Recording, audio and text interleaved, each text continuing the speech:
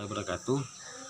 Hari ini Rabu tanggal 9 September 2020. Hari ini saya mau cerita tentang bagaimana strategi kita belajar sosiologi. Sebenarnya kita belajar sosiologi itu bisa kita mulai dengan membagi sosiologi menjadi dua. Sosiologi makro, sosiologi mikro. Sosiologi mikro itu tentang belajar tentang individu. Mempelajari tentang individu-individu. Apa di individu itu? Perilakunya, interaksinya, perkataannya, pemaknaannya, penafsirannya, tapi individu. Kemudian sosiologi makro adalah struktur sosialnya masyarakat.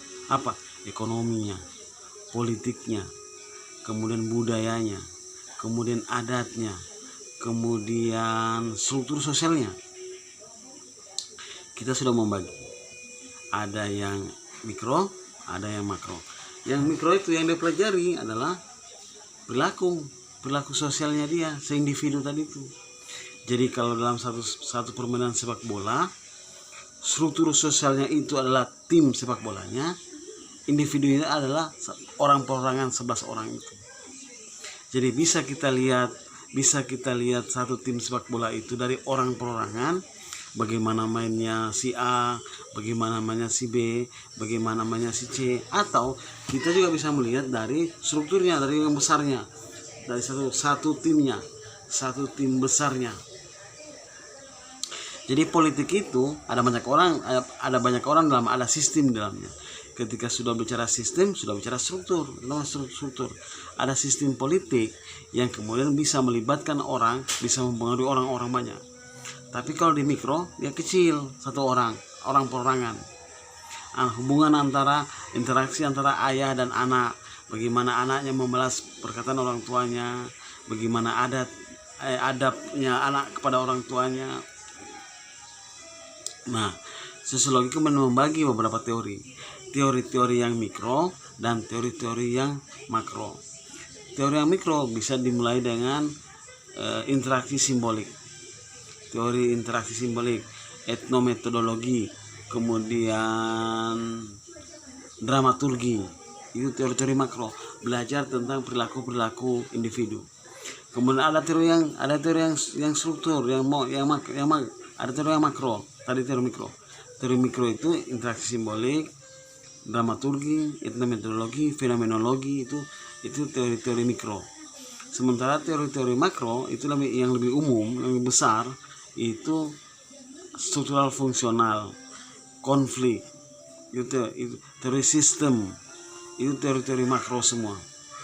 Jadi bicara soal bagaimana sistem politik, itu makro. Bagaimana sistem kekeluargaan, sistem adat di satu etnik, itu makro. Atau bisa kita lihat begini cara-cara memahaminya.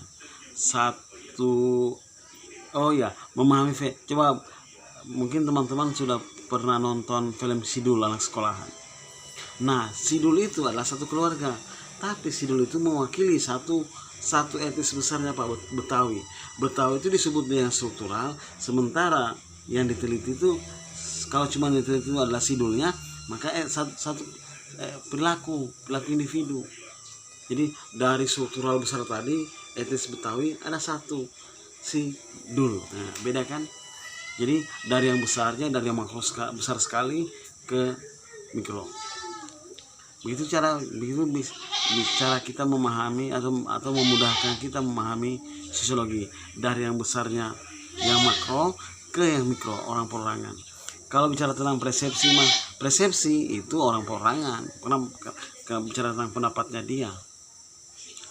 Kenapa dibangun jembatan? Kalau ditanya sama orang petani, Pak, kenapa dibangun jembatan? Nah, itu orang perorangan. Tapi sistem apa yang mempengaruhi kemudian terbangun jembatan itu? Sistem politik apa yang ada di suatu daerah itu? Jadi karena satu sistem politik akhirnya terbangun jembatan. Itu namanya makro.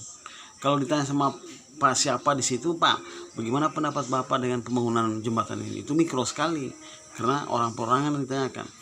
Tapi sebuah sistem ekonomi, anggaplah sistem ekonomi.